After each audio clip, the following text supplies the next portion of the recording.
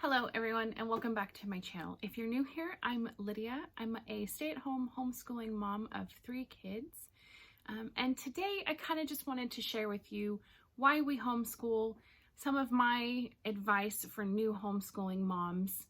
I don't believe that I'm an expert, but I have been doing it for a few years now, and these are just some things that I've learned that might be helpful for you if you're new to this season of your life.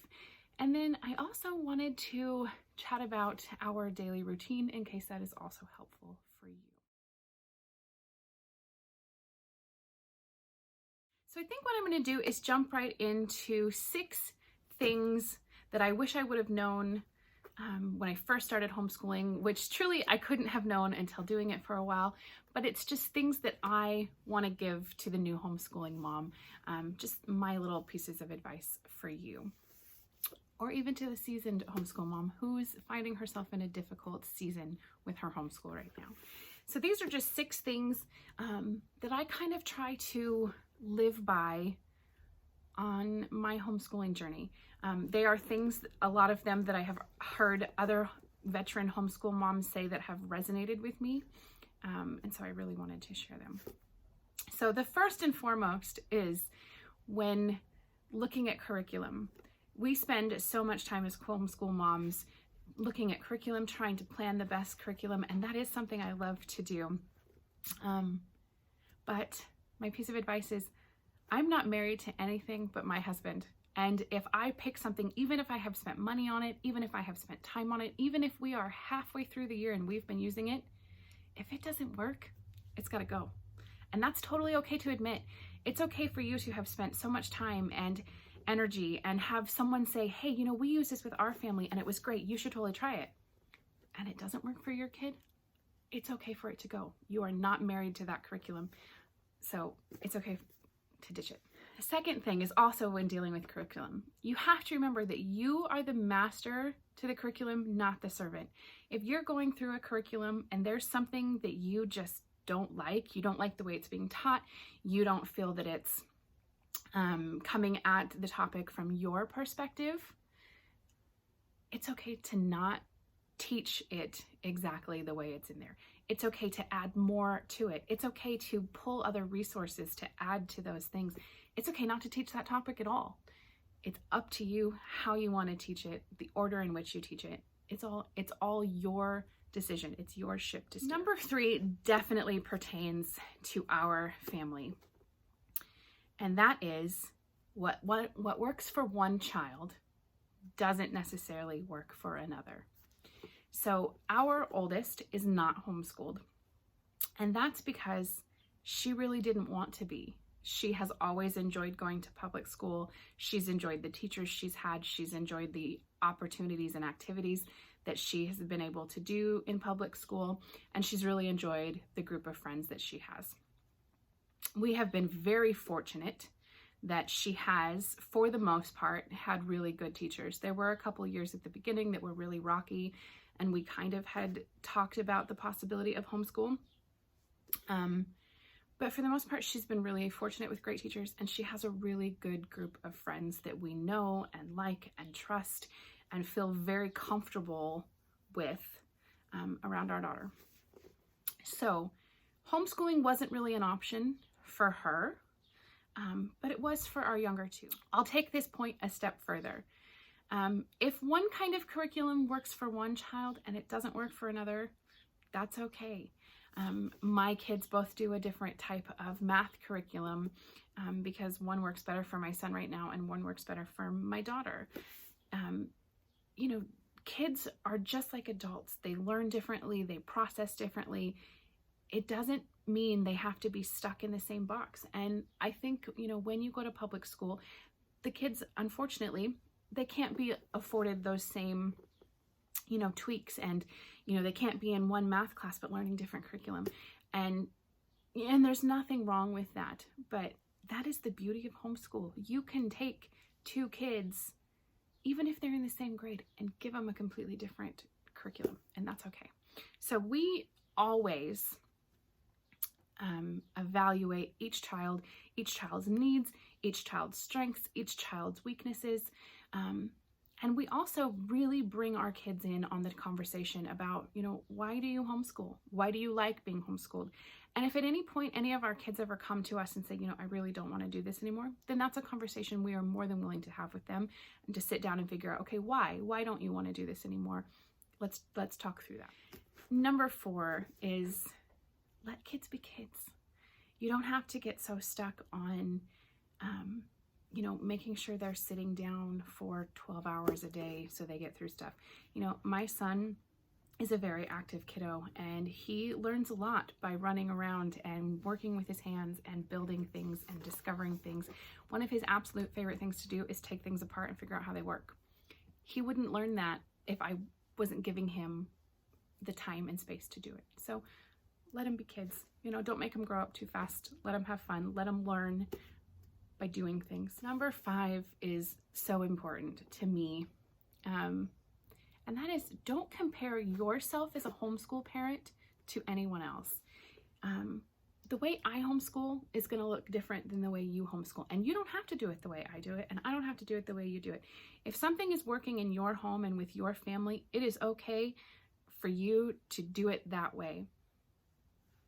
And if it doesn't work, it's okay for you not to do it. And it's okay for us to still agree that it's okay for me and it might not be okay for you. You don't ever have to compare yourself. It's just like comparing our bodies. It's not healthy for you to open up a magazine and, wish that you looked like the model on the page. Just like it's not healthy for you to open up Instagram or Facebook or even just with the moms in your own life that and to look at how they homeschool and go, man, I wish I was doing that better. Man, I wish I could be like her. Man, I wish. Don't do it.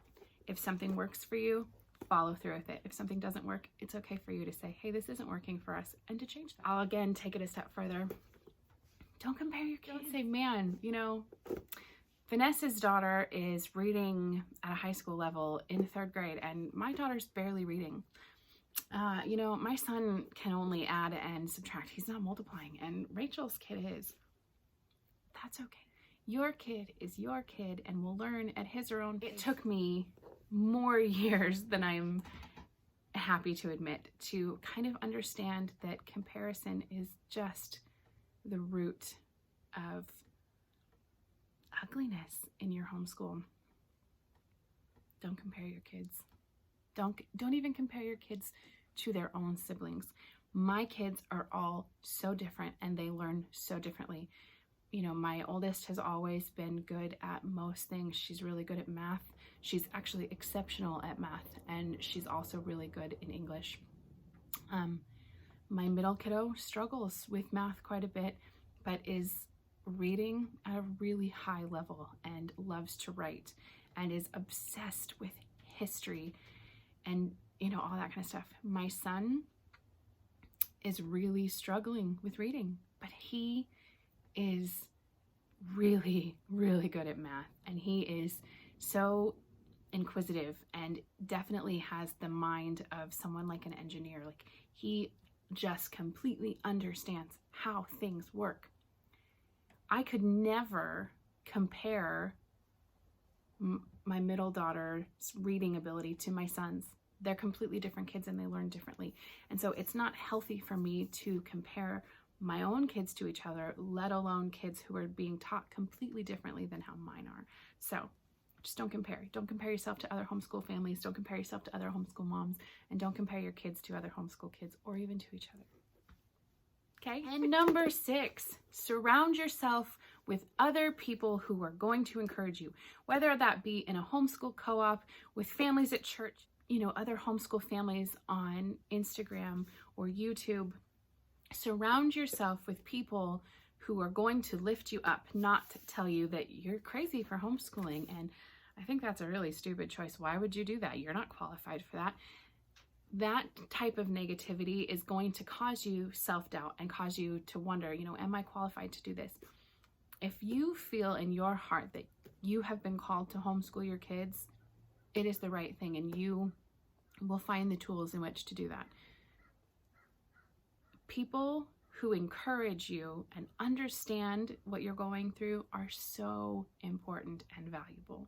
So surround yourself with people who are going to find friends and other homeschooling moms in my co-op who understand exactly what I'm going through and can chat with me about those hard days and also celebrate with me in those good victories that we experience. So surround yourself with people who are going to encourage you and cheer you on your homeschooling journey. Okay, so now that I've given you my 6 tips, I'm going to kind of tell you why we homeschool, which goes along with all of that. So first and foremost, part of it was that I just wanted more time with my kids. I wanted to be more invested in what they were learning every day, and I wanted to have more of a say in what they were learning, how they were learning it, the pace in which they were learning it. And that was just really important to me. It also has allowed me to let my kids learn the way that they learn best. Like I was saying before, my son is a very active kid, and a lot of times he has to get up and run around or do jumping jacks or jump on the trampoline to give me his math facts. And that's okay. If it helps him get through it, I'm fine with that. I posted something on Instagram the other day. He was really just not feeling his math lesson for whatever reason, which isn't normal for him. And so he crawled into bed with me. It was early in the morning. I was still in bed and was drinking my coffee. He crawled into bed with his Spider-Man mask on, and that's how he did his math that morning. And it's okay that that's how he did his math. He still got through it. He still learned his facts for the day. My middle daughter is a very hands-on, give me all the research, give me all the books kind of kid. She loves to read. She loves to look things up. And I've been able to give her the tools to do that. We also homeschool because our kids enjoy it. They actually really like being homeschooled. My middle daughter, Jillian, wants to graduate from our HomeLink program. She can't honestly see herself going to a public high school. And so she loves being homeschooled. My son really likes it too. He likes that he gets to learn by taking things apart and that he gets to learn with mom. He's definitely, of our 3 children, the shyest. He's not great in large groups of people. He gets very anxious. And so he likes being at home. He has a great group of friends. So he's definitely not sheltered because we do go to church and we do go to a HomeLink program, and he has lots of friends that he does activities with, but he definitely likes things on a smaller scale. It also has allowed us to kind of do things at our own pace, which I really enjoy. If there's a subject that we are really just interested in, I can spend more time diving into it. You know, if we're learning about castles, you know, we can build castles and we can watch documentaries about castles and we can read books about castles, and really just kind of pull from every avenue that we can to make it a really rich and full experience. We don't have to speed through it because, you know, by Monday of next week, we got to be someplace else. So it's really allowed me to do that. In addition, on the flip side, it has allowed us the opportunity to slow down when needed. Like I said, my son does struggle. And so even though he's in 2nd grade, he doesn't necessarily read at a 2nd grade level. And so we can go at his pace. I don't have to push him forward so that he meets, you know, a test standard or an end of the year standard. He can learn at his own pace, and he can take the time he needs to learn his phonics and to learn his letter sounds. And, you know, eventually he'll get there. They all do. Is it going to take him longer? Probably, but that's okay. So yeah, for us, it was really just about being able to tailor our kids' education to their needs, their personalities. It's about me getting to spend more time with them. And I love it. I love learning. I always liked school. I was homeschooled part of my growing up. I wasn't homeschooled my whole time. But I really enjoy it. I enjoy spending time with my kids. I love learning new things with them. And honestly, they've taught me as much as I have taught them. So those are the reasons we homeschool and some of my tips. Now I'm going to kind of talk to you about our daily schedule and how it works for us. I can also tell you that I start every school year with this schedule in mind, and along the way, we sometimes make tweaks. You know, we make tweaks later in the year when my daughter gets involved in sports and doesn't need to come home right at the end of school. So, you know, we can sleep in a bit later and work later into the day. So I'm going to give our starting point, what we do, what works for us. But just know that I definitely make changes to it, and you can always make changes to your schedule too. You don't have to stick with a set schedule if, you know, if something's not working. It's okay. So what I do each week is print out a lesson plan for the week for each of my kids. This one is my daughter Jillian, so I'll kind of just go over hers. We start school the last week of August, so I just went ahead and did what her first week will look like. So at the top it just says lesson plans. It shows her the date for the start of the week, and then along the side it has her subjects that she's going to learn, and then, you know, the time of day and the day of the week. So we homeschool at home 4 days a week, and we have 1 day a week that we go to a co-op. So usually we go on Wednesdays, and I think next year will be the same. It'll depend on what classes are offered and also what's going to happen with, you know, the restrictions and stuff because of coronavirus. So we don't know that for sure, but I'm planning it as if Wednesday is going to be our co-op day. So, like I was saying, because my oldest daughter does go to public school, we take her. She'll be a sophomore next year, so she's not driving on her own yet. So we take her to school. Her high school is just about 5 minutes away from our house, which is really great for time purposes. 10 minutes if there's traffic. So she has to be to school at 7:30. So we leave at about 7:15, 7:20, drop her off, and are always back home and in our schoolroom by about 7:45. So on a typical day, I get all of my kids up around 6 or 6:30. My oldest, I always get her up at 6 unless she needs to shower. Then she gets up at 5:30. And so we get up. We do our morning starts. So we brush our teeth, we get dressed, we make our bed, we pick up 3 things either in our room or our living space. We have breakfast, and then we say our goodbyes to Dad. So once Dad is gone and we've gone through all of those things, then we take my oldest to school and come back. When we come back, I have the kids go to the bathroom and get a glass of water and a snack and come out to our schoolroom. So we spend the next 15 to 10 minutes going over the calendar. So we do the days of the week, what day it is, what is the date, what is the weather today, what season are we in. My middle kiddo, you know, really for the most part has all of that down, but it's still just good for her to go over it. And then it's good, you know, repetition and practice for my son. So we always fill out our calendar, do our weather activity stuff, and then we go over our Bible verse for the day and pray really quick before getting started. So then my daughter at 8 o'clock starts on her math, and she actually uses the computer for her math. So she puts her headphones on and she does her math on the, while I help my son with his math. Usually he doesn't need my help. I just help him read some of the things if he doesn't know what it's asking him to do.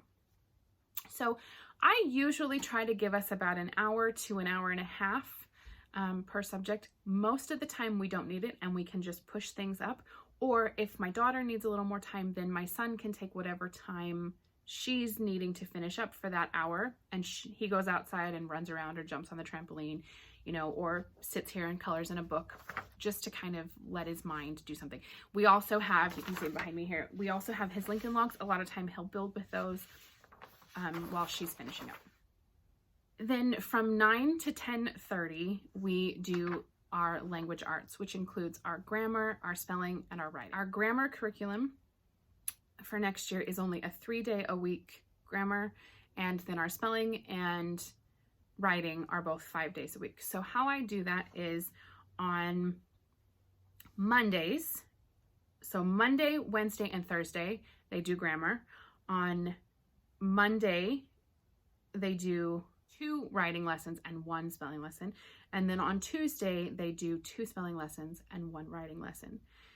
Math is also a 5-day-a-week thing. And because we do 2 days a week, on Fridays, I also have them do an additional math. So Monday, Tuesday, Thursday, they do 1 math lesson. And on Fridays, they do 2. So each day of the week, aside from Thursday, usually, they're doing 1 extra thing since we don't have that 5th day because we're of our co-op.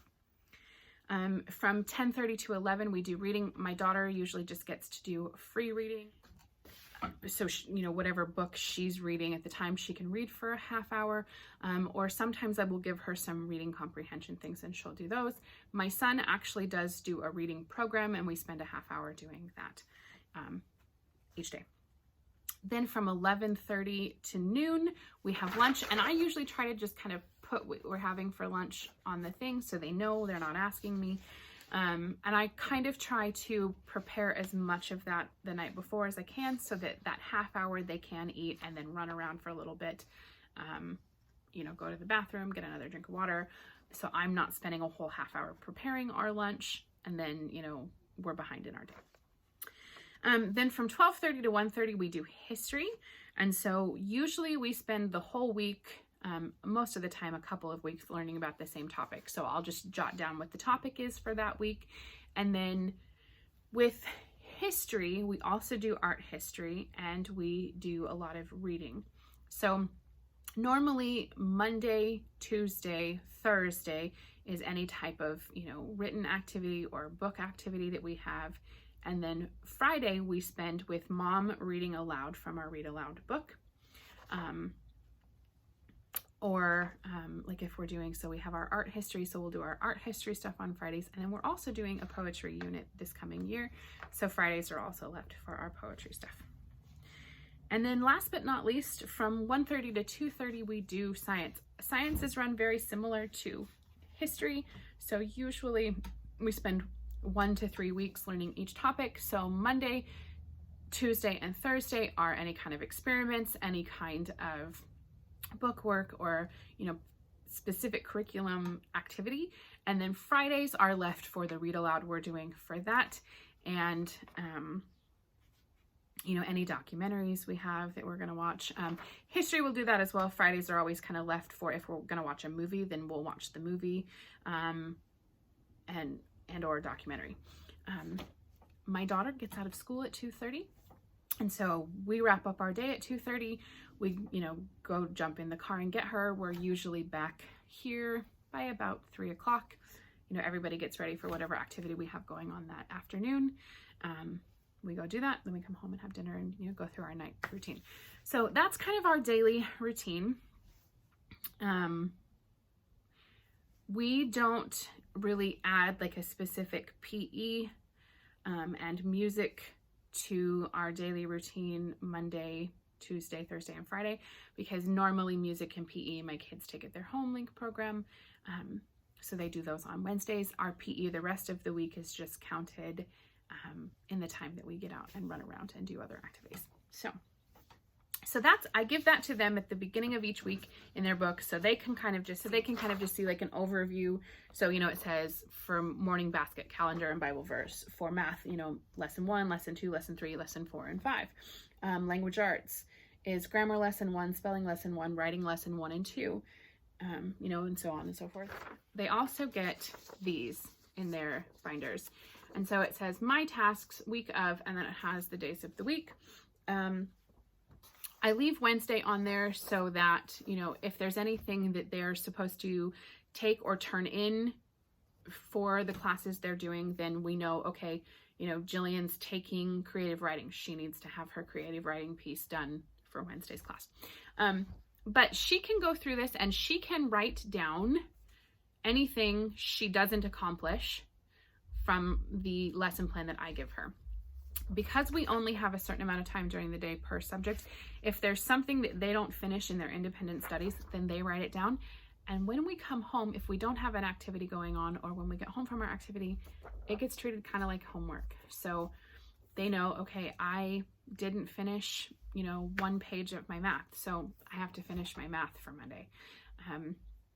So they don't necessarily have to finish it on Monday, but I do require that by the end of the week, anything that was in this box is finished if it was on that lesson plan. Again, you know, things happen. People get sick. Things come up. You know, mom isn't, you know, a stickler with, you know, you didn't get that done. And so, you know, we do make adjustments. But this kind of keeps them accountable. More my middle daughter than my younger son. But it kind of just keeps her accountable to, hey, you know, I need to get that done. And then in addition to that, they get one of these for each day. Again, these are used more for my oldest than my son because I do a lot of his one-on work with him.